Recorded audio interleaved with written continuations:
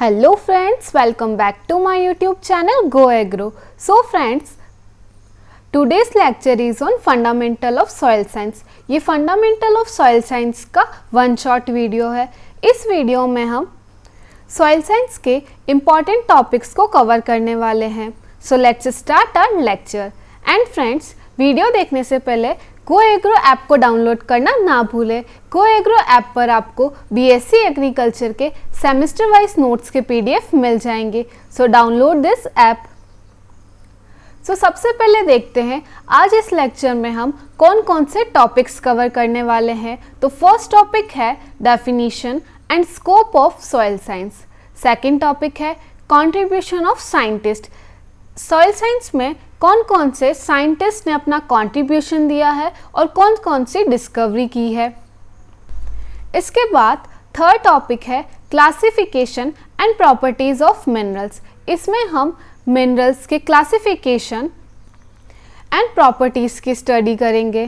Then fourth point है formation and classification of rocks. Rocks का classification and rocks का formation कैसे होता है वो हम इसमें पढ़ेंगे. देन फिफ्थ टॉपिक है वेदरिंग. वेदरिंग एक प्रोसेस होता है जिसमें रॉक से सॉइल का फॉर्मेशन होता है. तो इसकी स्टडी हम फिफ्थ टॉपिक में करेंगे. देन सिक्स टॉपिक है कंपोनेंट्स ऑफ सॉइल. सॉइल के कौन कौन से कंपोनेंट्स होते हैं. देन सेवेंथ टॉपिक है सॉइल फॉर्मिंग फैक्टर. जब सॉइल का फॉर्मेशन होता है तो उस टाइम पे कौन कौन से फैक्टर्स सॉइल के फॉर्मेशन को अफेक्ट करते हैं वो हम पढ़ेंगे सॉइल फॉर्मिंग फैक्टर्स में. देन नेक्स्ट टॉपिक है सॉइल फॉर्मिंग प्रोसेसेस. अब सॉइल फॉर्मेशन के लिए कौन कौन सी प्रोसेसेस काम में आती है वो हम इस टॉपिक में पढ़ने वाले हैं. इसके बाद नेक्स्ट टॉपिक है डेवलपमेंट ऑफ सॉइल प्रोफाइल्स. तो जैसा कि हम जानते हैं सॉइल का जो वर्टिकल सेक्शंस होते हैं उसे हम सॉइल प्रोफाइल्स बोलते हैं. तो सॉइल प्रोफाइल्स का डेवलपमेंट कैसे होता है वो हम इस टॉपिक में पढ़ने वाले हैं. देन इसके बाद है सॉइल टेक्सचर. इसके बाद है सॉइल स्ट्रक्चर एंड लास्ट है other physical properties of soil. So आज का लेक्चर बहुत इम्पॉर्टेंट होने वाला है. आज इस लेक्चर में हम सॉइल के इम्पॉर्टेंट टॉपिक्स कवर करेंगे. सो ध्यान से इस लेक्चर को पूरा देखिएगा. सो स्टार्ट करते हैं इंट्रोडक्शन ऑफ सॉइल साइंस से. सॉइल साइंस क्या होता है. सॉइल साइंस एग्रीकल्चर का एक सब्जेक्ट है जिसमें हम सॉइल की पेडोलॉजी मीन्स सॉइल का फॉर्मेशन कैसे होता है, सॉइल का क्लासिफिकेशन, सॉइल मैपिंग, इसके अलावा सॉइल की फिजिकल प्रॉपर्टीज़, सॉइल की chemical properties, biological properties and fertility properties को डिस्कस करते हैं. इसके अलावा सॉइल साइंस में हम देखते हैं कि सॉइल क्रॉप प्रोडक्शन से कैसे रिलेट करती है और क्रॉप प्रोडक्शन करने के लिए हम कैसे सॉइल को मैनेज कर सकते हैं. सो इसके स्टडी को हम सॉइल साइंस बोलते हैं. इसके बाद है डेफिनेशन ऑफ सॉइल. सॉइल क्या होता है. सो सबसे पहले सॉइल एक लैटिन वर्ड से डिराइव हुआ है. उस वर्ड का नाम है सोलम और सोलम का मतलब होता है फ्लोर. सॉइल अर्थ की एक लूज सरफेस है जो कि रॉक्स और मिनरल्स से वेदरिंग प्रोसेस से मिलकर बनती है. या फिर सॉइल अर्थ सरफेस की एक ऐसी नेचुरल बॉडी है जिसमें हम प्लांट्स को ग्रो कर सकते हैं. इसमें लिविंग फॉर्म्स प्रेजेंट होती हैं मीन्स बैक्टीरियाज प्रेजेंट होते हैं and organic materials and minerals present होते हैं. इसे हम सॉइल बोलते हैं. इसके बाद आता है next topic scope of soil science. तो सॉइल साइंस कहाँ कहाँ पर यूज़ आती है और कौन कौन से फील्ड में हम सॉइल साइंस की स्टडी करते हैं. तो फर्स्ट फील्ड है सॉइल की फर्टिलिटी. सेकंड है सॉइल केमिस्ट्री. थर्ड है soil microbiology. Next soil conservation. Next है soil pedology and soil physics. So ये सॉइल के मेनली 6 स्कोप हैं. तो फर्स्ट आता है सॉइल फर्टिलिटी. सॉइल फर्टिलिटी में हम न्यूट्रिएंट सप्लाइंग प्रॉपर्टीज़ पढ़ते हैं कि कैसे सॉइल प्लांट्स के नरिशमेंट प्रोवाइड करती है और न्यूट्रिएंट सप्लाई करती है. इसके बाद आता है सॉइल केमिस्ट्री। तो सॉइल केमिस्ट्री में हम केमिकल कंस्टिट्यूएंट्स पढ़ते हैं कि सॉइल में कौन से केमिकल्स प्रेजेंट है, उनकी केमिकल प्रॉपर्टीज क्या है और कैसे सॉइल के अंदर केमिकल रिएक्शंस होती है। इसके बाद थर्ड स्कोप है सॉइल फिजिक्स। सॉइल फिजिक्स में हम सॉइल की फिजिकल प्रॉपर्टीज की स्टडी करते हैं, जैसे कि soil structure, soil texture and soil profile. Then fourth scope आता है सॉइल माइक्रोबायोलॉजी। सॉइल माइक्रोबायोलॉजी, जैसा कि इसके नेम से इंडिकेट हो रहा है, माइक्रोबायोलॉजी मीन्स यहाँ पर हम माइक्रो ऑर्गेनिजम्स की स्टडी करते हैं और इनका रोल देखते हैं कि कैसे माइक्रो ऑर्गेनिज्म सॉइल में ट्रांसफॉर्मेशंस करते हैं।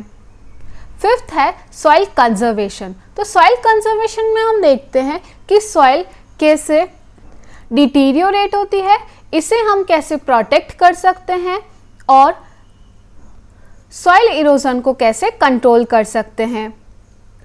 देन सिक्स्थ है सॉइल पेडोलॉजी। सॉइल पेडोलॉजी में हम soil genesis, survey and classification की स्टडी करते हैं।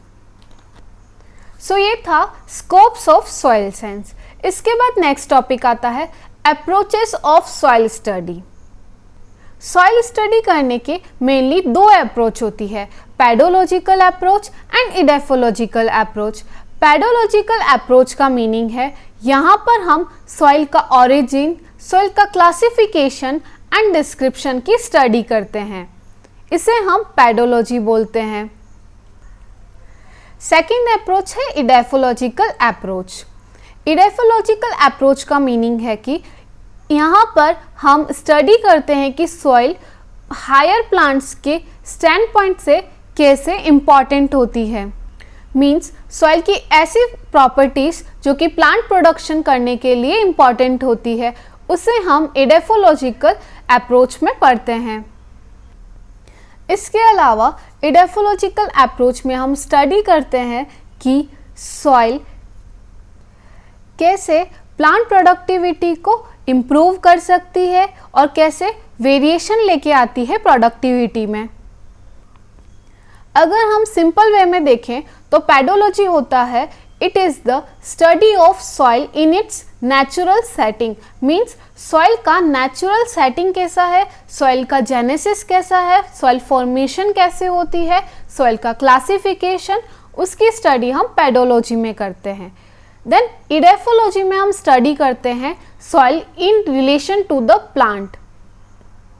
मीन्स प्लांट की ग्रोथ के लिए, प्लांट की प्रोडक्टिविटी को इम्प्रूव करने के लिए सॉइल कैसे इम्पॉर्टेंट होती है, इसकी स्टडी हम इडेफोलॉजी में करते हैं। सो यहाँ पर हमारा फर्स्ट टॉपिक कंप्लीट होता है, सॉइल की डेफिनीशन एंड सॉइल के स्कोप्स। इसके बाद सेकंड टॉपिक आता है कंट्रीब्यूशन ऑफ साइंटिस्ट। कौन कौन से साइंटिस्ट ने अपना कंट्रीब्यूशन दिया है। तो फर्स्ट है डोकुचिव। इन्हें हम फादर ऑफ सॉइल साइंस बोलते हैं। डोकुचिव ने सॉइल की एक डेफिनीशन दी थी, soil is a natural body which is composed of mineral and organic constitute. It is having a definite genesis and a distinct nature of its own. So डोकुचिव ने बताया था कि सॉइल एक ऐसी नेचुरल बॉडी है जो कि मिनरल और ऑर्गेनिक मैटर से मिलकर बनी है और इसका एक डिस्टिंक्ट नेचर होता है।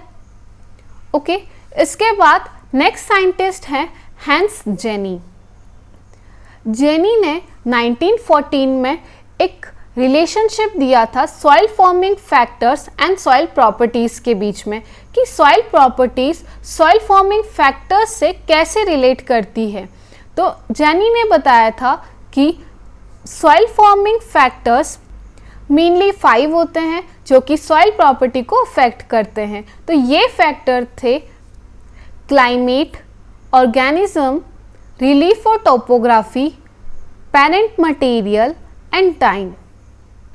तो जब भी सॉइल का फॉर्मेशन होता है तो वो उस टाइम के क्लाइमेट पर डिपेंड करती है, ऑर्गेनिज्म पर डिपेंड करती है कि कौन से माइक्रो ऑर्गेनिज्म सॉइल के अंदर प्रेजेंट हैं, रिलीफ और टोपोग्राफी कैसी है वहाँ की, इसके अलावा पेरेंट मटेरियल, कौन से पेरेंट मटेरियल से वो सॉइल डिराइव्ड हुई है, और टाइम, कितने टाइम में सॉइल का फॉर्मेशन हुआ है। ये सभी फैक्टर्स सॉइल की प्रॉपर्टीज को अफेक्ट करते हैं। नेक्स्ट साइंटिस्ट हैं डॉक्टर J.W. लेदर। इन्हें हम बोलते हैं father of soil science and agriculture chemistry in India. इसके बाद साइंटिस्ट हैं रामामूर्ति। इन्होंने टारगेटेड यील्ड का कंसेप्ट को डेवलप किया था। नाउ नेक्स्ट टॉपिक है मिनरल्स। मिनरल्स, जैसा कि हम सब जानते हैं, हम अपनी डेली लाइफ में कोई ना कोई मिनरल्स देखते ही हैं। सो मिनरल एक ऐसा होमोजीनियस एलिमेंट होता है, एक ऐसा इनऑर्गेनिक कंपाउंड है जिसका एक डेफिनेट केमिकल कंपोजिशन होता है एंड एक ज्योमेट्रिक फॉर्म होती है। मोस्टली जो मिनरल्स होते हैं वो 2 और मोर एलिमेंट्स के कॉम्बिनेशन से बनते हैं। So minerals are naturally occurring solid. ऐसे सॉलिड्स होते हैं जो नेचर में खुद से बनते हैं और इनका एक definite chemical composition and crystal structure होता है। यहाँ पर कुछ मिनरल्स के एग्जाम्पल्स दिए हैं, जैसे कि gypsum, olivine, feldspar and mica. इसके बाद आता है क्लासिफिकेशन ऑफ मिनरल्स। मिनरल्स को हम कितने बेसिस पर क्लासिफिकेशन करते हैं? तो फर्स्ट बेसिस ऑफ क्लासिफिकेशन है on the basis of mode of formation, कि मिनरल्स का फॉर्मेशन कैसे हुआ है। On the basis of mode of formation minerals को हम 2 टाइप से क्लासीफाई करते हैं, प्राइमरी मिनरल और secondary mineral. Primary mineral means पहले, तो ये मिनरल पहले डिराइव्ड हो जाते हैं और इनका कंपोनेंट ओरिजिनल होता है, ये ओरिजिनल फॉर्म में होते हैं। इसका एग्जाम्पल है फेल्डस्पार और मीका। देन आता है सेकेंडरी मिनरल, जब प्राइमरी मिनरल के अंदर कुछ चेंजेस होते हैं उससे सेकेंडरी मिनरल्स डिराइव्ड होते हैं। इसके एग्जाम्पल हैं लिमोनाइट एंड जिप्साइट। जब प्राइमरी मिनरल पर कुछ ऐसे चेंजेस होते हैं टेम्परेचर की वजह से, प्रेशर की वजह से और इनमें वेदरिंग होती है, उससे सेकेंडरी मिनरल्स का फॉर्मेशन होता है। So basically the secondary minerals are formed from primary minerals. Next basis of classification है on the basis of characteristic component of rock. Component of rock के बेसिस पर हम मिनरल को क्लासीफाई करते हैं 2 टाइप से, एसेंशियल मिनरल और accessory minerals. Essential minerals के एग्जाम्पल है feldspar, amphiboles and mica, and accessory minerals के एग्जाम्पल है मैग्नेटाइट। इसके बाद नेक्स्ट बेसिस ऑफ क्लासिफिकेशन है based on specific gravity. Specific gravity के बेसिस पर हम मिनरल्स को 2 टाइप से क्लासीफाई करते हैं, लाइट मिनरल्स जिनकी स्पेसिफिक ग्रेविटी कम होती है एंड हेवी मिनरल्स जिनकी स्पेसिफिक ग्रेविटी हाई होती है। नेक्स्ट बेसिस है on the basis of chemical composition. तो केमिकल कंपोजिशन के बेसिस पर मिनरल्स कौन कौन से होते हैं देखते हैं। Native elements, oxides and hydro oxides, sulphates, carbonates, halides and silicate. So ये केमिकल कंपोजिशन के बेसिस पर बताया है कि जिसके अंदर ऑक्साइड्स मिलते हैं उनको ऑक्साइड्स एंड हाइड्रोक्साइड्स बोलते हैं, जिनके अंदर सल्फेट फॉर्म प्रेजेंट होती है उसे हम सल्फेट्स बोलते हैं, बाकी carbonates, halides and silicates. So oxides and hydroxides का एग्जाम्पल है क्वार्ट्स, सल्फेट का एग्जाम्पल है जिप्सम, कार्बोनेट्स का एग्जाम्पल है कैल्साइट, हैलाइड्स का एग्जाम्पल है रॉक सोल्ट एंड सिलिकेट्स का एग्जाम्पल है मीका। जैसे कि हमने देखा है जिप्सम, जिप्सम का फॉर्मूला होता है CuSO4.2H2O। तो जिप्सम के फॉर्मूले में सल्फेट प्रेजेंट होता है SO4, इसीलिए इसे सल्फेट टाइप मिनरल बोलते हैं। नेक्स्ट टॉपिक है general properties of mineral. Minerals की कौन कौन सी जनरल प्रॉपर्टीज होती हैं? तो फर्स्ट प्रॉपर्टी है कलर। मिनरल का कलर कैसा है। सेकंड फिजिकल प्रॉपर्टी है स्टिक, मीन्स मिनरल के पाउडर का कलर कैसा है। नेक्स्ट प्रॉपर्टी है फ्रैक्चर एंड क्लीवेज। इसका मतलब है कि मिनरल कैसे ब्रेक होता है, इसका क्लीवेज कैसा होता है, कि जब भी हम इसको ब्रेक करते हैं तो उसका सरफेस कैसा होता है। देन नेक्स्ट प्रॉपर्टी है हार्डनेस। हार्डनेस का मतलब होता है कि जब भी हम किसी मिनरल को स्क्रैच करते हैं तो वो कितना रेजिस्टेंस शो करता है और कितना जल्दी वो मिनरल टूट जाता है। तो ये डिफाइन करता है इसकी हार्डीनेस। सबसे हार्डेस्ट जो मिनरल है उसका नाम है डायमंड। मिनरल्स की हार्डीनेस को चेक करने के लिए हम मोर्स स्केल को यूज़ करते हैं। टैल्क, जिसे हम सबसे सॉफ्टेस्ट मिनरल बोलते हैं, and diamond is the hardest mineral. So talc की मोर्स स्केल की वैल्यू होती है 1 एंड डायमंड की वैल्यू होती है 10।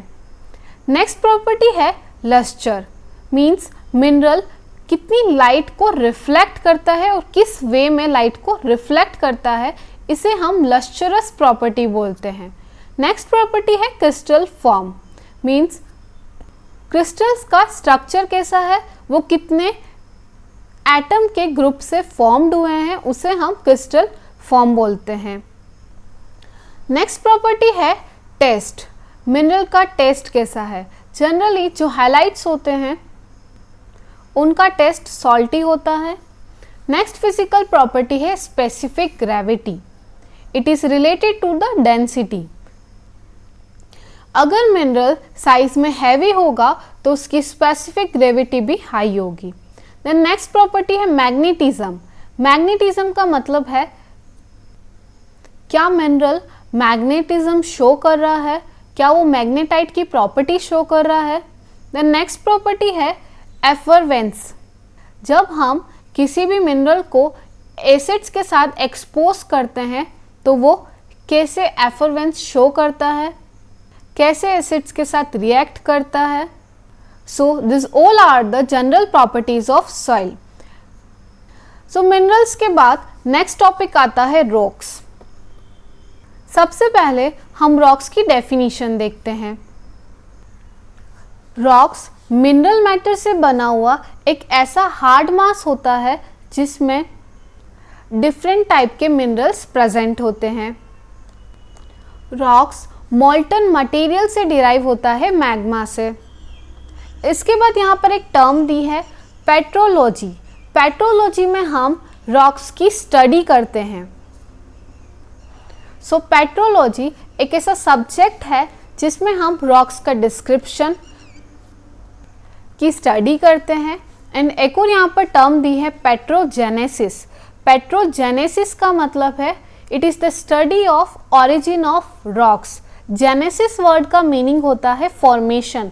तो रॉक्स का ओरिजिन कहाँ से हुआ है, रॉक्स का फॉर्मेशन कैसे हुआ है, इसकी स्टडी हम पेट्रोजेनेसिस में करते हैं।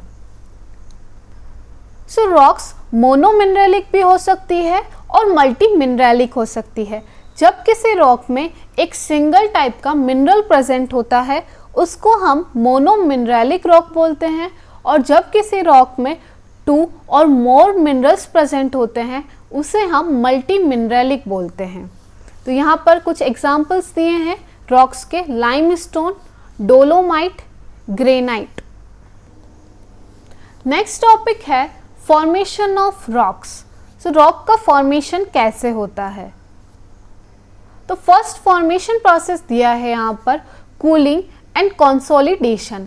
तो जब भी मोल्टन मैग्मा अर्थ की सरफेस पर आकर कूल होता है और कंसोलिडेट होता है तो उससे जिस रॉक का फॉर्मेशन होता है उसे हम बोलते हैं इग्नियस रॉक और primary rock. Now second process है transportation and cementation of primary rock. तो जब प्राइमरी रॉक ट्रांसफ़र होती है एक प्लेस से दूसरी प्लेस पर और इसका सीमेंटेशन होता है, इससे सेकेंडरी रॉक और सेडिमेंट्री रॉक का फॉर्मेशन होता है। देन थर्ड फॉर्मेशन प्रोसेस है alternation of existing primary and secondary rocks. तो जब भी प्राइमरी रॉक और सेकेंडरी रॉक के अंदर कुछ ऑल्टरनेशन प्रोसेसेस होती हैं, जैसे कि टेम्परेचर की वजह से, कुछ केमिकल की वजह से कुछ ऐसे चेंजेस होते हैं इन रॉक्स के अंदर, इससे एक नई टाइप की रॉक डिराइव्ड होती है और इसे हम मेटामॉर्फिक रॉक बोलते हैं। So mainly there are 3 types of rocks. First है इग्नियस रॉक, सेकंड है सेडिमेंट्री रॉक एंड थर्ड है मेटामॉर्फिक रॉक। सो यहाँ पर मैंने रॉक्स का क्लासिफिकेशन दिया है। रॉक्स को 3 टाइप से क्लासीफाई किया है, igneous rock, sedimentary rock and metamorphic rock में। सो इग्नियस रॉक भी 2 टाइप्स की होती है, intrusive igneous rock and extrusive igneous rock. इसके बाद सेडिमेंट्री रॉक भी 2 टाइप की होती है, clastic sedimentary rock and chemical sedimentary rock. And metamorphic rock भी 2 टाइप से होती है, foliated metamorphic rock and non foliated metamorphic rock. So यहाँ पर रॉक साइकिल दी है। इस रॉक साइकिल को हम स्टार्ट करते हैं मैग्मा से। तो जैसे ही मैग्मा अर्थ की सरफेस पर आकर कूल होता है तो उस टाइम पे एक्सट्रूसिव और इंट्रूसिव इग्नियस रॉक का फॉर्मेशन होता है। अब ये इग्नियस रॉक का फॉर्मेशन होता है, इसके बाद जब ये इग्नियस रॉक इरोज्ड हो जाती है विंड की वजह से, वाटर की वजह से, या फिर इस रॉक का ट्रांसपोर्टेशन होता है, डिपोजिशन होता है, इससे रॉक्स के सेडिमेंट्स बनते हैं। रॉक्स के सेडिमेंट्स जब प्रेशर की वजह से कॉम्पैक्ट हो जाते हैं, सीमेंटेड हो जाते हैं, इससे सेकेंडरी रॉक का फॉर्मेशन होता है। जब सेकेंडरी रॉक और primary rock means igneous rock पर हीट और प्रेशर लगने की वजह से ट्रांसफॉर्मेशन होता है, तब उससे मेटामॉर्फिक रॉक फॉर्म होती है। और जब ये रॉक्स मेल्ट होती है तो अगेन मैग्मा फॉर्म होता है। मैग्मा फॉर्म होके अर्थ की सरफेस पर आएगा, देन कूल होगा एंड अगेन ये साइकिल रिपीट होती है। अब हम इन रॉक्स को डिटेल में पढ़ते हैं। तो फर्स्ट टाइप की रॉक है इग्नियस रॉक। इग्नियस रॉक को हम प्राइमरी रॉक और मैसिव रॉक बोलते हैं। अर्थ क्रस्ट पे जो सबसे पहले रॉक्स डिराइव्ड होती है उसे हम प्राइमरी रॉक बोलते हैं और ये मैग्मा के सॉलिडिफिकेशन से बनती है। जब भी मैग्मा मेल्ट होकर अर्थ की सरफेस पर आता है तो अर्थ की सरफेस पर आके कूल हो जाता है। कूल होने के बाद वो सॉलिडिफाई हो जाता है और सॉलिडिफाई होकर ये रॉक्स का फॉर्मेशन करता है। इसे हम ओल्डेस्ट रॉक बोलते हैं। इग्नियस रॉक के एग्जाम्पल्स हैं quartz, mica and feldspar. Again igneous rock को हम 2 टाइप से क्लासीफाई करते हैं, इंट्रूसिव रॉक और एक्सट्रूसिव रॉक। इंट्रूसिव रॉक को हम वोल्केनिक रॉक बोलते हैं और इंट्रूसिव रॉक को हम प्लूटोनिक रॉक बोलते हैं। एक्सट्रूसिव रॉक मैग्मा के कंसोलिडेशन से बनती है, इसीलिए हम इसे वोल्केनिक रॉक बोलते हैं, क्योंकि जब वॉल्केनो का इरप्शन होता है, वॉल्केनो के इरप्शन से मैग्मा बाहर आता है और वो मैग्मा अर्थ की सरफेस पर आकर कंसोलिडेट हो जाता है और सॉलिडिफाई हो जाता है। इससे एक्सट्रूसिव रॉक का फॉर्मेशन होता है।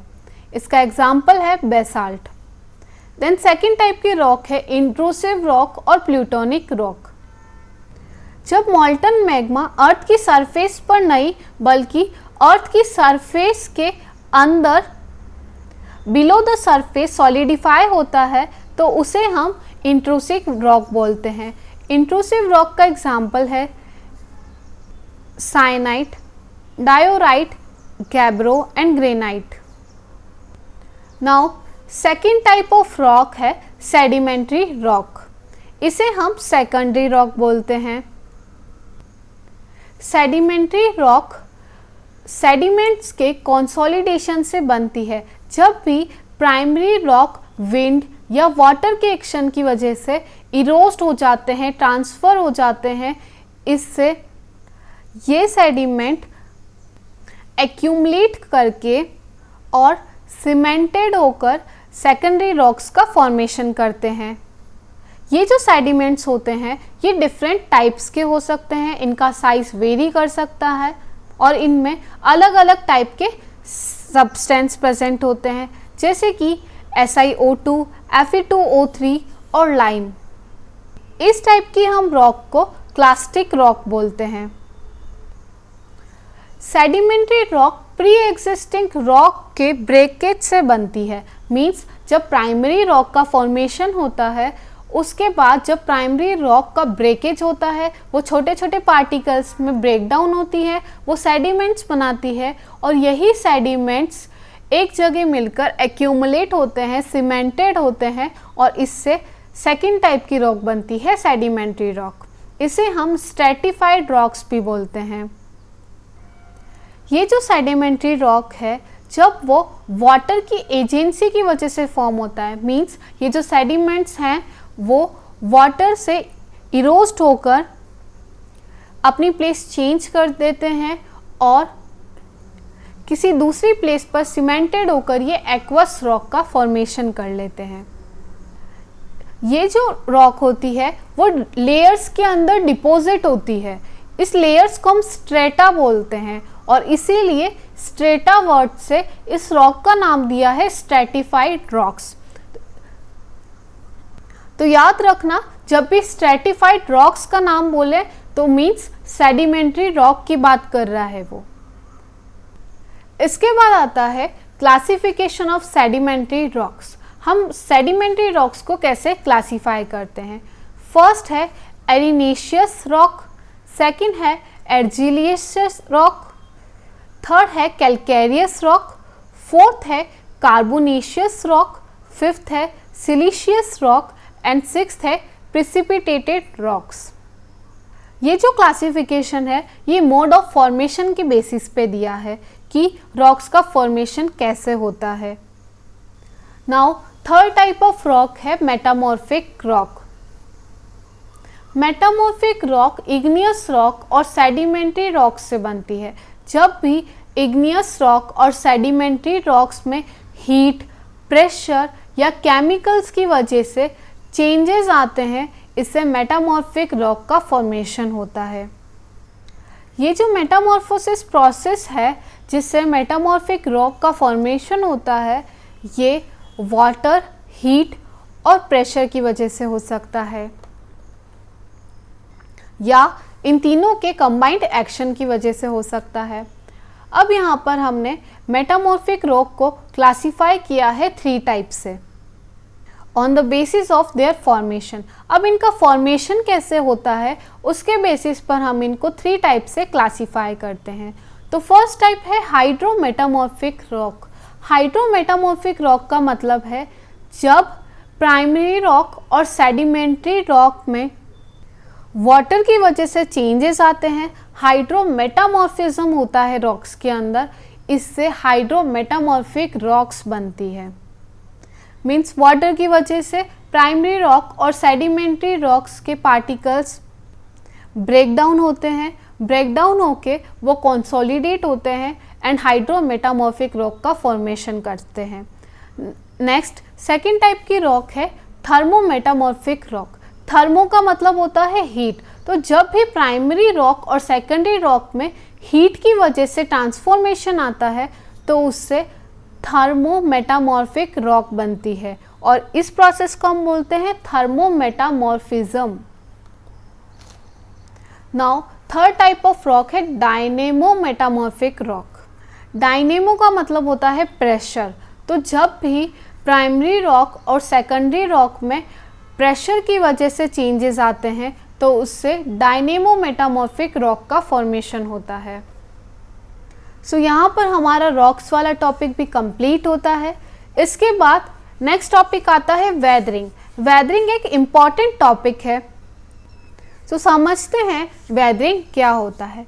तो वेदरिंग एक ऐसा नेचुरल प्रोसेस है जिससे रॉक्स और मिनरल का डिकम्पोजिशन होता है, डिसइंटीग्रेशन होता है और इस प्रोसेस की वजह से रिगोलिथ का फॉर्मेशन होता है। इसका मतलब है कि जब भी रॉक्स और मिनरल किसी भी केमिकल, फिजिकल बायोलॉजिकल एजेंट की वजह से रॉक्स और मिनरल्स को डिसइंटीग्रेट करती है, छोटे पार्टिकल्स में तोड़ देती है या फिर उनका डिकम्पोजिशन हो जाता है, उससे रिगोलिथ का फॉर्मेशन होता है। अब रिगोलिथ क्या होता है? रिगोलिथ अर्थ की सरफेस पर प्रेजेंट एक ऐसा रेसिडुअल मास है जो कि अनकंसोलिडेटेड फॉर्म में होता है। इसका मतलब है कि जब भी रॉक्स और मिनरल ब्रेक होती है तो उससे रिगोलिथ बनता है। वो जो पार्टिकल्स होते हैं वो एक्यूमुलेट नहीं हो पाते हैं, वो एक अच्छा टाइट बॉन्ड नहीं फॉर्म करते हैं, वो अनकंसोलिडेटेड फॉर्म में प्रेजेंट होते हैं, इसीलिए हम इसको रिगोलिथ बोलते हैं। तो यहाँ पर वेदरिंग प्रोसेस को एक्सप्लेन किया है। सबसे पहले नेचर में रॉक्स और मिनरल प्रेजेंट होते हैं, तो जैसे ही वेदरिंग प्रोसेस होती है तो ये जो रॉक्स और मिनरल्स होते हैं वो किसी भी केमिकल, फिजिकल, बायोलॉजिकल एजेंट्स की वजह से ब्रेक होकर एक रेसिड्यू का फॉर्मेशन करते हैं, इसे हम रिगोलिथ बोलते हैं। जब ये रिगोलिथ सॉइल फॉर्मिंग फैक्टर्स या सॉइल फॉर्मिंग प्रोसेसेस की वजह से एक कंसोलिडेट मास बनाता है और ट्रू सॉइल बना लेता है। सो वेदरिंग मेनली 3 टाइप्स की होती है: physical weathering, chemical weathering and biological weathering. So कौन से एजेंट्स की वजह से ये वेदरिंग प्रोसेस हो रहा है, इसके बेसिस पे हमने इसे क्लासीफाई किया है। तो अब समझते हैं फिजिकल वेदरिंग। जब भी रॉक्स का ब्रेकडाउन होता है किसी भी फिजिकल एजेंट्स की वजह से, अब वो फिजिकल एजेंट्स क्या हो सकते हैं? तो जैसे कि temperature, water, wind and atmospheric electrical phenomena, इन सभी प्रोसेस की वजह से जब वेदरिंग होती है उसे हम केमिकल वेदरिंग बोलते हैं। जैसे कि जब भी हाई टेम्परेचर अर्थ की सरफेस पर गिरता है, जब हाई सनलाइट अर्थ की सरफेस पर गिरती है तो जो रॉक्स पार्टिकल होते हैं इनके अंदर क्लीवेज आता है और रॉक्स के जो पार्टिकल्स होते हैं वो डिसइंटीग्रेट हो जाते हैं।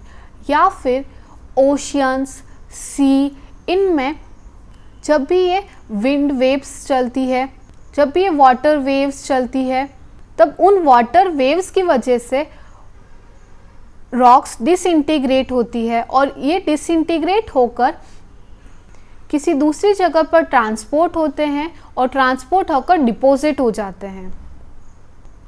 मूविंग वाटर रॉक्स को एक ग्रेट कटिंग दे देता है, एक बहुत हैवी फोर्स लगता है जिसकी वजह से ये पार्टिकल्स ब्रेक डाउन हो जाते हैं। इसके अलावा फ्रीजिंग एक्शन से भी वेदरिंग हो सकती है। हाई फ्रोस्ट की वजह से भी रॉक्स का ब्रेक डाउन हो सकता है। नेक्स्ट प्रोसेस है alternate wetting and drawing. Alternate wetting and drawing का मतलब है कि एक बार कूल टेम्परेचर हो जाता है, फिर उसके बाद हाई टेम्परेचर हो जाता है। इसकी वजह से रॉक्स के अंदर क्लीवेज हो जाता है और क्लीवेज होने के बाद रॉक्स के जो पार्टिकल्स हैं वो ब्रेक डाउन होते हैं और ब्रेक डाउन होकर उनमें वेदरिंग होती है।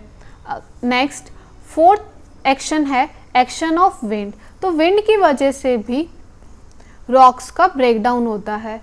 एंड इसके बाद है एटमॉस्फेरिक इलेक्ट्रिकल फिनोमिना। तो जब भी लाइटनिंग होती है तो ये जब लाइटनिंग रॉक्स पर गिरती है तो रॉक्स को क्रैक कर देती है और हैवी रॉक्स भी लाइटनिंग की वजह से क्रैक हो सकते हैं। सो ये सभी हैं फिजिकल फिनोमिना। इसके बाद सेकेंड टाइप ऑफ वेदरिंग है केमिकल वेदरिंग। जब भी रॉक्स और मिनरल्स अर्थ की सरफेस में जाकर डिकम्पोज्ड हो जाते हैं और इनका डिकम्पोजिशन होता है तो यहाँ पर कुछ केमिकल रिएक्शंस चलती है और उन केमिकल रिएक्शन की वजह से केमिकल वेदरिंग होती है।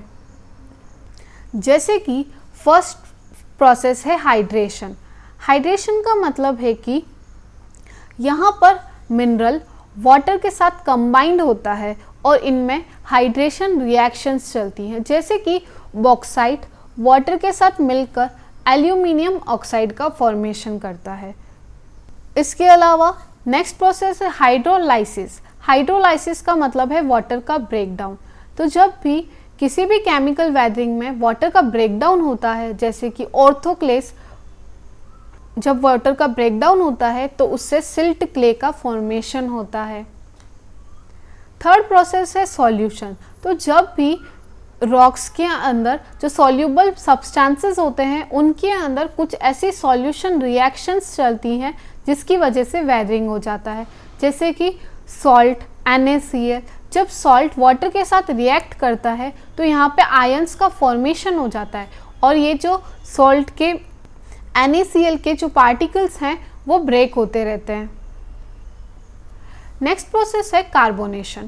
तो कार्बोनेशन का मतलब है कि जब कार्बन डाइऑक्साइड वाटर के अंदर डिसॉल्व होती है तो कार्बोनिक एसिड बनता है। यहाँ पर एग्जाम्पल दिया है कि CaCO3 कैल्साइट जब H2CO3 के साथ रिएक्ट करता है तो उससे कैल्शियम बाइकार्बोनेट का फॉर्मेशन होता है। नेक्स्ट केमिकल रिएक्शन है ऑक्सीडेशन। जब भी किसी भी प्रोसेस में रॉक्स एंड मिनरल्स ऑक्सीजन के साथ रिएक्ट करते हैं तो यहाँ पर एक अलग कंपाउंड बनता है, जैसे कि फेरस ऑक्साइड वाटर से रिएक्ट करके फेरिक ऑक्साइड का फॉर्मेशन करते थे। नेक्स्ट प्रोसेस है रिडक्शन। यहाँ पर ऑक्सीजन का रिमूवल होता है एंड हाइड्रोजन का एडिशन होता है। सो ये था chemical weathering. Now third type of weathering है बायोलॉजिकल वेदरिंग। बायोलॉजिकल वेदरिंग का मतलब है कि जब भी वेदरिंग किसी बायोलॉजिकल एजेंट की वजह से होती है तो उसे हम बायोलॉजिकल वेदरिंग बोलते हैं। अब बायोलॉजिकल एजेंट्स क्या हो सकते हैं? तो यहाँ पे कुछ बायोलॉजिकल एजेंट्स दिए हैं, जैसे कि मैन और एनिमल, या फिर प्लांट्स, रूट्स और माइक्रो ऑर्गेनिज्म। तो इन सभी की वजह से जब वेदरिंग होती है तो उसे हम बायोलॉजिकल वेदरिंग बोलते हैं। सो यहाँ पे क्विक समरी दी है डिफरेंट एजेंट्स ऑफ वेदरिंग की। सबसे पहले देखते हैं फिजिकल मैकेनिकल वेदरिंग किससे होती है। Change in temperature, action of water, fragmentation and transport of water, action of freezing, alternate wetting and drawing and actions of glaciers. इसके अलावा विंड के एक्शन की वजह से या फिर एटमॉस्फेरिक इलेक्ट्रिकल फिनोमिना की वजह से फिजिकल और मैकेनिकल वेदरिंग हो सकती है। नेक्स्ट है केमिकल वेदरिंग। केमिकल वेदरिंग में डिकम्पोजिशन और डिसइंटीग्रेशन होता है।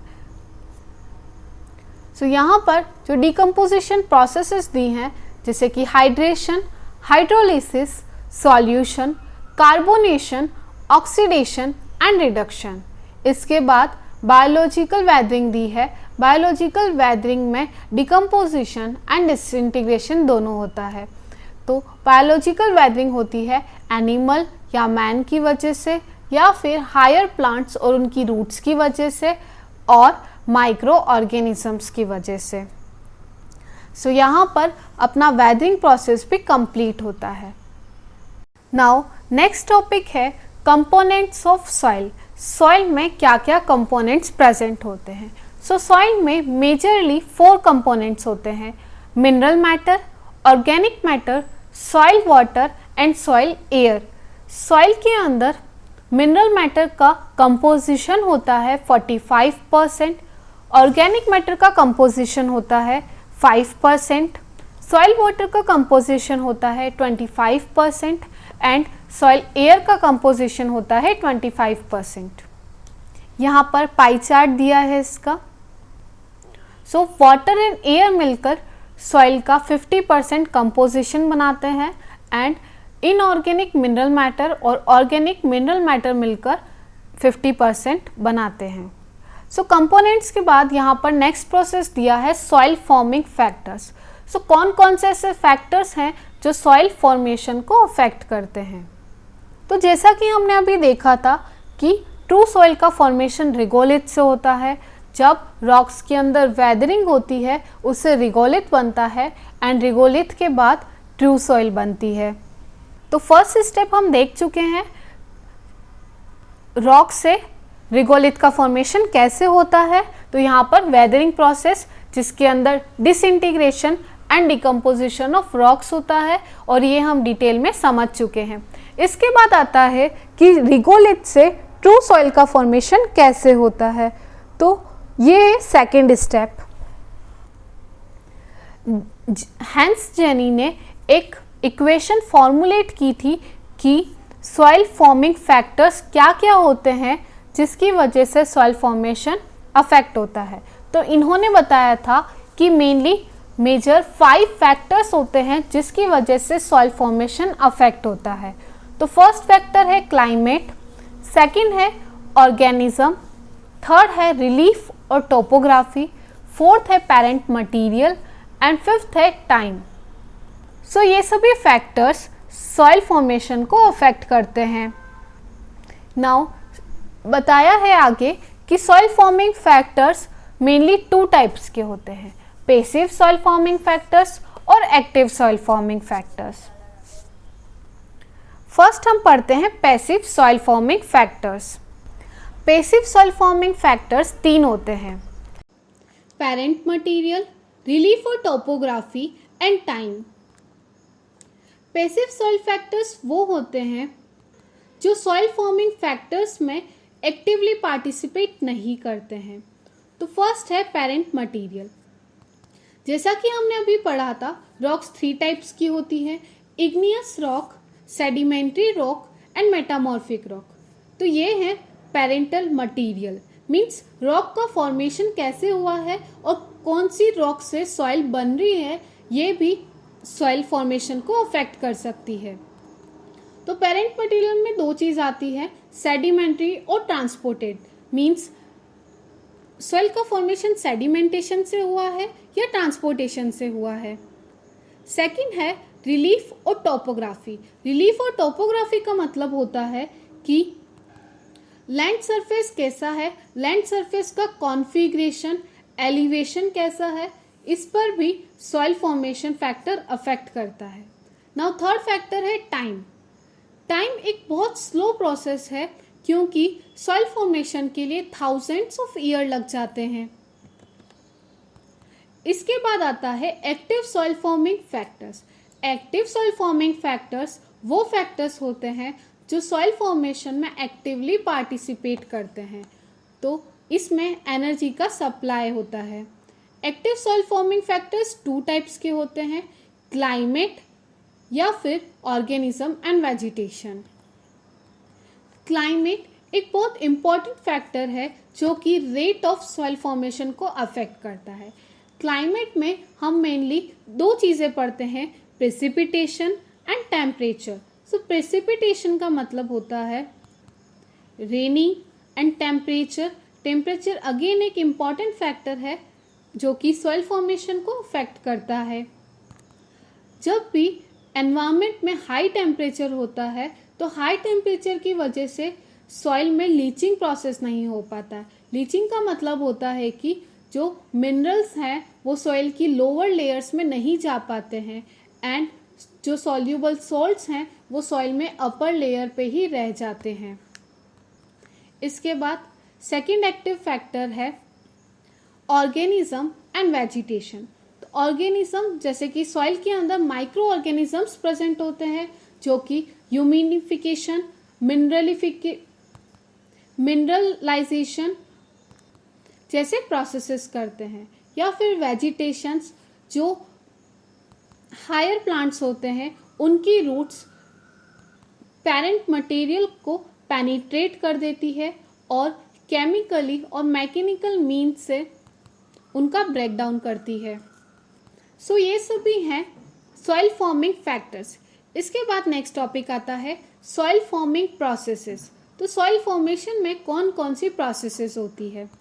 Majorly soil forming processes 2 types की होती है, फंडामेंटल सॉइल फॉर्मिंग प्रोसेसेस और स्पेसिफिक सॉइल फॉर्मिंग प्रोसेसेस। तो कुछ सॉइल फॉर्मिंग प्रोसेस फंडामेंटल होती है और कुछ सॉइल फॉर्मिंग प्रोसेसेस स्पेसिफिक होती हैं। फर्स्ट सॉइल फॉर्मिंग प्रोसेस है ह्यूमिफिकेशन। ह्यूमिफिकेशन का मतलब होता है इसमें रॉ ऑर्गेनिक मैटर ह्यूमस को फॉर्मेशन करते हैं और ह्यूमस में ट्रांसफॉर्म होते हैं। ये एक कॉम्प्लेक्स प्रोसेस होता है जिसमें माइक्रो ऑर्गेनिज्म यूज आते हैं। ये जो माइक्रो ऑर्गेनिज्म है वो ऑर्गेनिक मटेरियल को ट्रांसफॉर्म करता है और डिकम्पोज करता है एंड ह्यूमिफिकेशन करके ह्यूमस का फॉर्मेशन करते हैं। नेक्स्ट प्रोसेस है इल्यूवेशन। इल्यूवेशन का मतलब होता है वॉशिंग आउट, मीन्स सॉइल की जो अपर सरफेस होती है उससे कंस्टिट्यूएंट परकोलेट होकर लोअर लेयर में जाके डिपॉजिट हो जाते हैं, इसीलिए हम इसे वॉशिंग आउट बोलते हैं। मीन्स अपर लेयर से मिनरल के कंस्टिट्यूएंट्स लोअर लेयर में जाके डिपॉजिट हो जाते हैं। यहाँ पर मिनरल्स का मोबिलाइजेशन और ट्रांसलोकेशन होता है from upper layer to lower layer. इसके बाद सेकेंड टर्म आती है इल्यूविएशन। तो यहाँ पे दो वर्ड्स हैं, इल्यूवेशन एंड इल्यूविएशन, दोनों में डिफरेंस समझना। इल्यूवेशन का मतलब होता है वॉशिंग आउट और इल्यूविएशन आई मीन्स वॉशिंग इन।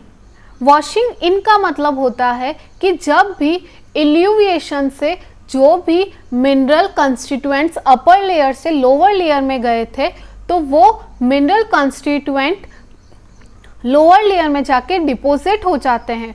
उस डिपोजिशन प्रोसेस को हम बोलते हैं इल्यूविएशन, वॉशिंग इन, और यहाँ पर बी हॉरिजन फॉर्म होती है।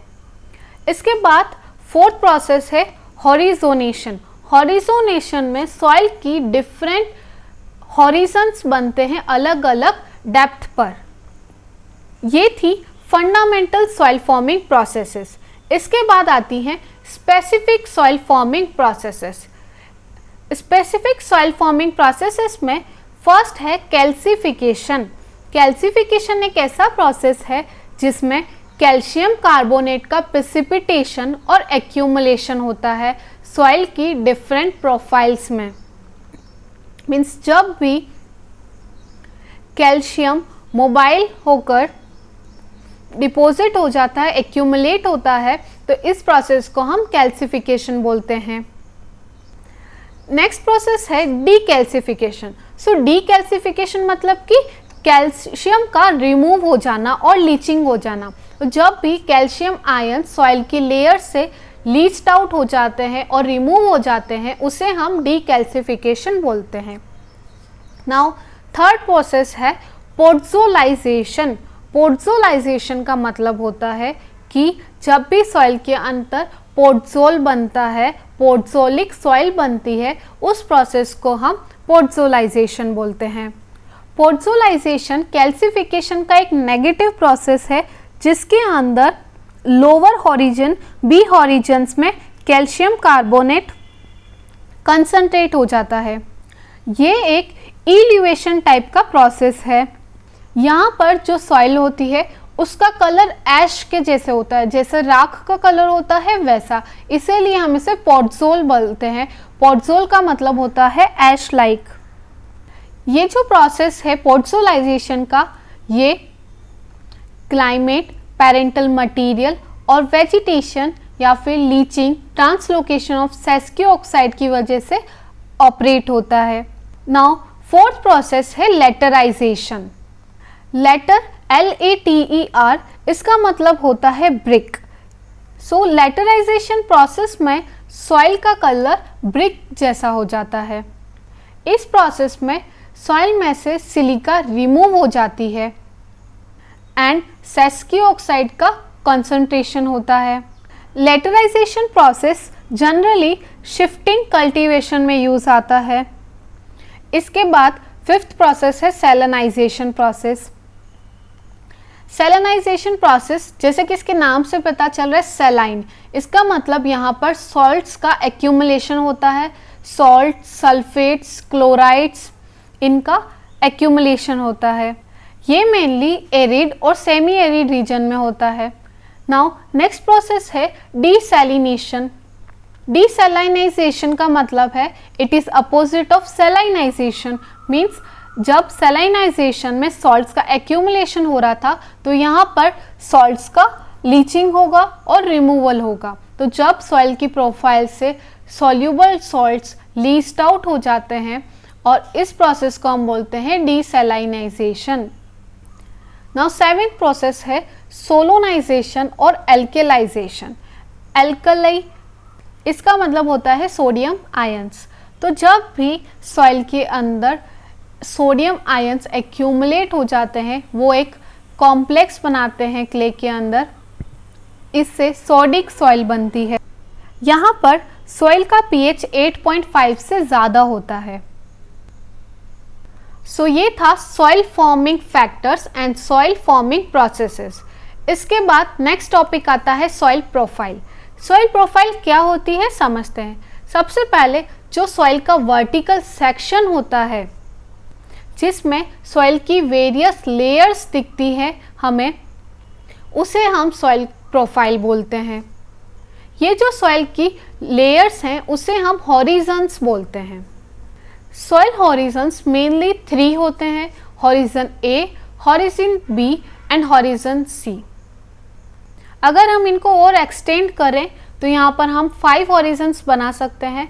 First O horizon, A horizon, then B horizon, then C horizon and last में आर हॉरिजन।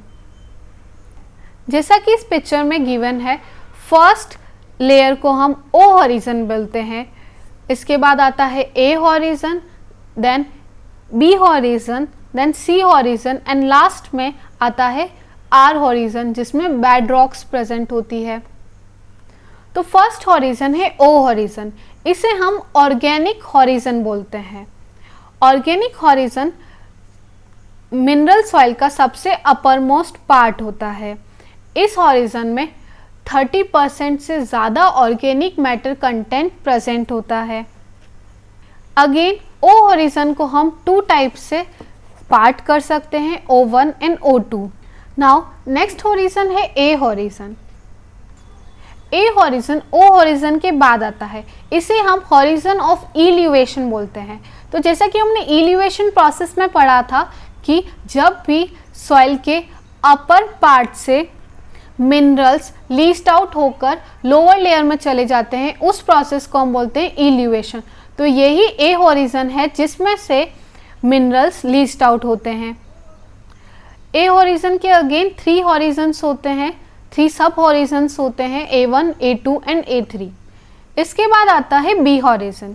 बी हॉरिजन इसे हम इल्यूएशन हॉरिजन बोलते हैं। जैसा कि हमने पढ़ा था ए हॉरिजन से मिनरल्स लीस्ट आउट हो जाते हैं, तो बी हॉरिजन में आके डिपॉजिट हो जाते हैं। तो यहाँ पर वॉशिंग इन होता है, डिपोजिशन, एक्यूमुलेशन होता है मिनरल्स का। बी हॉरिजन के अगेन 3 सब हॉरिजन्स होते हैं, B1, B2 एंड B3। इसके बाद आता है C horizon. C horizon A horizon और बी हॉरिजन के बाद आता है। इसे हम zone of major biological activity बोलते हैं। मेजरली जो बायोलॉजिकल एक्टिविटी होती है वो सी हॉरिजन में होती है। एंड लास्ट में आता है आर हॉरिजन, जिसे हम बेडरॉक हॉरिजन बोलते हैं, क्योंकि जो बेडरॉक्स होती हैं, ग्रेवल्स होते हैं, रॉक्स होती हैं, वो आर हॉरिजन में प्रेजेंट होते हैं। नाउ नेक्स्ट टॉपिक है सॉइल टेक्सचर। सॉइल टेक्सचर का मतलब होता है कि सॉइल के अंदर सैंड, सिल्ट और क्ले का रिलेटिवली कितना प्रोपोर्शन प्रेजेंट है, इसे हम बोलते हैं सॉइल टेक्सचर, या फिर इसे हम साइज ऑफ सॉइल पार्टिकल्स भी बोल सकते हैं। तो सॉइल टेक्सचर के बेसिस पर हम सॉइल को 3 टाइप से क्लासिफाई करते हैं, sand, silt and clay. First है सैंड। सैंड में 70% सैंड सेपरेट्स प्रेजेंट होते हैं। इसके बाद आता है सिल्ट। सिल्ट में एटलीस्ट 50% सिल्ट कंटेंट प्रेजेंट होता है। एंड थर्ड है क्ले। क्ले के अंदर at least minimum 35% clay separates present होते हैं। फोर्थ है लोम। लोम एक आइडियल मिक्सचर होता है सैंड, सिल्ट एंड क्ले का। लोम में डिफरेंट प्रोपोर्शन में sand, silt and clay present होते हैं। इसके बाद नेक्स्ट फिजिकल प्रॉपर्टी है सॉइल स्ट्रक्चर। सॉइल स्ट्रक्चर का मतलब होता है कि सॉइल सेपरेट्स और जो पार्टिकल्स होते हैं वो उनका अरेंजमेंट कैसा है, कैसे प्राइमरी और सेकेंडरी पार्टिकल्स ऑर्गेनाइज्ड हुए हैं और कैसे वो एक सॉइल मास फॉर्म कर रहे हैं, इसे हम सॉइल स्ट्रक्चर बोलते हैं। Soil structure, amount of water and air को कंट्रोल करते हैं। मीन्स सॉइल का स्ट्रक्चर कैसा है वो उस पर डिपेंड करता है कि कितना वाटर उसके अंदर पेनिट्रेट हो सकता है या कितनी एयर उसके अंदर प्रेजेंट है। जितनी भी बैक्टीरियल एक्टिविटीज़ होती हैं तो ये supply of water and air पर डिपेंड करती है। टाइप्स ऑफ सॉइल स्ट्रक्चर, तो अलग अलग टाइप के सॉइल स्ट्रक्चर्स होते हैं जैसे कि plate like, prism like, block like, spheroidal. तो ये सभी हैं सॉइल स्ट्रक्चर। जब भी सॉइल के एग्रीगेट्स प्लेट की फॉर्म में अरेंज होते हैं, लीफलेट्स की फॉर्म में अरेंज होते हैं, इससे प्लेटी लाइक स्ट्रक्चर बनता है। इसके बाद आता है प्रिज्म लाइक स्ट्रक्चर। जब भी सॉइल एग्रीगेट्स पिलर की शेप में अरेंज होते हैं तो उसे हम प्रिज्म लाइक बोलते हैं। ये अरेंजमेंट मेनली एरिड और सेमी एरिड रीजन्स में होता है। नाउ थर्ड टाइप है block like arrangement. Block like arrangement का मतलब है कि जब भी सॉइल के पार्टिकल्स 6 फेस्ड में और 3 डायमेंशन में एक क्यूबॉइडल या क्यूब लाइक स्ट्रक्चर फॉर्म करते हैं उसे हम ब्लॉक लाइक स्ट्रक्चर बोलते हैं, जैसा कि हम इस पिक्चर में देख सकते हैं। प्रिज्म लाइक और ब्लॉक लाइक। प्रिज्म लाइक में यहाँ पर वर्टिकली सॉइल के पार्टिकल्स अरेंज्ड हुए हैं और ब्लॉक लाइक में एक क्यूबॉइडल और क्यूब लाइक स्ट्रक्चर बनाया है। इसके बाद आता है स्फेरोइडल और स्फीयर टाइप अरेंजमेंट। स्फेरोइडल का मतलब है कि जब भी पार्टिकल्स राउंड शेप में, ओवल शेप में अरेंज्ड हो जाते हैं तो उसे हम स्फेरोइडल अरेंजमेंट बोलते हैं। इसके बाद आता है next topic, factors affecting soil structure. Soil structure को कौन कौन से फैक्टर्स अफेक्ट करते हैं? तो फर्स्ट फैक्टर है क्लाइमेट, सेकंड फैक्टर है ऑर्गेनिक मैटर, थर्ड फैक्टर है टीलेज, फोर्थ फैक्टर है plant roots and residues, fifth है एनिमल, सिक्स्थ है माइक्रोब्स, सेवेंथ है फर्टिलाइजर्स। तो ये सभी फैक्टर्स हैं जो कि सॉइल स्ट्रक्चर को अफेक्ट करते हैं। तो फर्स्ट फैक्टर है climate. Climate degree of aggregation को अफेक्ट करता है। जैसा कि किसी भी प्लेस का क्लाइमेट कैसा है उस पर डिपेंड करता है कि एग्रीगेशन कैसा होगा। जैसा कि हमने अभी देखा था, एरिड जोन और सेमी एरिड एरियाज में प्रिज्म लाइक अरेंजमेंट्स होता है। इसके बाद आता है नेक्स्ट ऑर्गेनिक मैटर। तो जब भी सॉइल के अंदर ऑर्गेनिक मैटर ज़्यादा प्रेजेंट होता है तो वो सॉइल का स्ट्रक्चर को इम्प्रूव कर देता है। थर्ड है टीलेज। जब हम कल्टीवेशन करते हैं और टीलेज करते हैं तो उस टाइम पर जो क्लोथ्स होते हैं सॉइल के अंदर उनका ब्रेकडाउन हो जाता है, फ्रेगमेंट्स हो जाते हैं, जिसकी वजह से उनका स्ट्रक्चर ब्रेक हो जाता है और सॉइल के अंदर ऑप्टिमम मॉइस्चर ऐड हो जाता है। इसके बाद नेक्स्ट प्रोसेस है प्लांट्स रूट्स एंड रेसिड्यूज। जब सॉइल के अंदर ऐसी रूट्स प्रेजेंट है जैसे कि लेग्यूम्स जिसके अंदर ग्रैन्यूल्स प्रेजेंट है या फिर हेयर्स प्रेजेंट है, रूट हेयर्स कुछ ज़्यादा ही है, तो उस टाइम पे सॉइल का स्ट्रक्चर क्रम्बी होता है। नेक्स्ट फैक्टर है एनिमल्स। तो जब सॉइल के अंदर अर्थवॉर्म्स, इंसेक्ट्स वगैरह प्रेजेंट होते हैं तो इससे सॉइल का स्ट्रक्चर भी इम्प्रूव हो जाता है। इसके अलावा माइक्रोब्स, ये भी सॉइल के स्ट्रक्चर्स को इम्प्रूव कर देती हैं। एंड लास्ट है फर्टिलाइज़र। कैल्शियम अमोनियम नाइट्रेट ये एक ऐसा फर्टिलाइज़र है जो कि सॉइल के अंदर गुड स्ट्रक्चर डेवलप करता है। लास्ट टॉपिक है other physical properties of soil.